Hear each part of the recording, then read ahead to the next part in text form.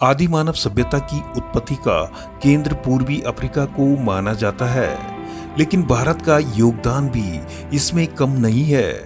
हाल ही में हुई आर्कियोजीनोमिक रिसर्च की माने तो आदि मानव की उत्पत्ति बेशक अफ्रीका में हुई है, लेकिन उनका विकास भारत में ही हुआ है। रिपोर्ट में आया है कि 25,000 साल पहले दुनिया की आधी आबादी भारत में ही रही होगी। मानव सभ्यता का इतिहास पता लगाने वाली इस आर्कियोजीनोमिक रिसर्च ने मानव उत्पत्ति के संबंध में जानकारी प्रेषित की है। BHU के जीन वैज्ञानिक प्रोफेसर ज्ञानेश्वर चौबे जी ने काशी तमिल संगमम में 27वें दिन उन्होंने जीनोम स्केलिंग बेस्ड स्टडी के बारे में बताया है। यह रिसर्च 1.6 लाख DNA सैंपल पर की गई थी। वैज्ञानिक प्रोफेसर ज्ञानेश्वर चौबे जी की ओर से प्रस्तुत की गई रिपोर्ट में सामने आया है कि हड़प्पा मोहनजोदाड़ो सभ्यता से 20,000 साल पहले भी भारत में सभ्य लोग रहते थे। यदि बात 25,000 साल पहले की जाए तो बंगाल की खाड़ी, अरब सागर और हिमाचल के बीच में ही दुनिया की आधी आबादी रही होगी, जो समय के साथ विश्व भर में फैल गई है।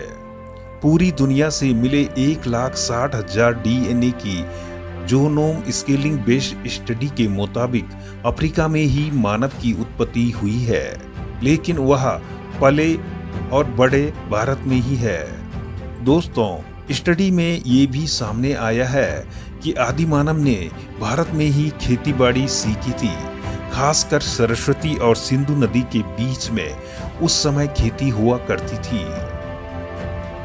आदि मानव ने भारत में खेती बाड़ी नहीं सीखी, बल्कि औजार बनाने का काम भी यहीं सीखा है।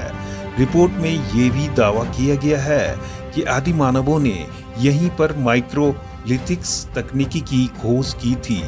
हथियार बनाने का ज्ञान आने के बाद आदि मानव के लिए भोजन की तलाश आसान हो गई थी।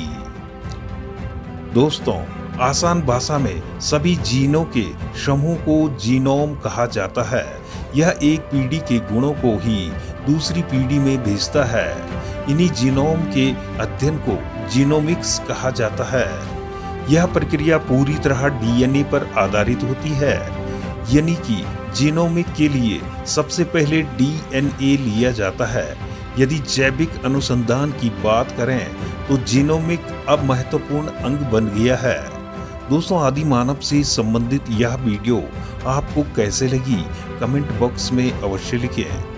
यदि आपको यह वीडियो पसंद आए तो वीडियो को लाइक करें, शेयर करें। हाँ, यदि आप इस चैनल पर पहली बार हो तो हमारे चैनल इंटर वर्ल्ड को सब्सक्राइब अवश्य करें।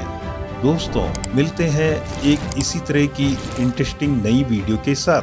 तब तक के लिए देखते रहिए इंटर वर्ल्ड।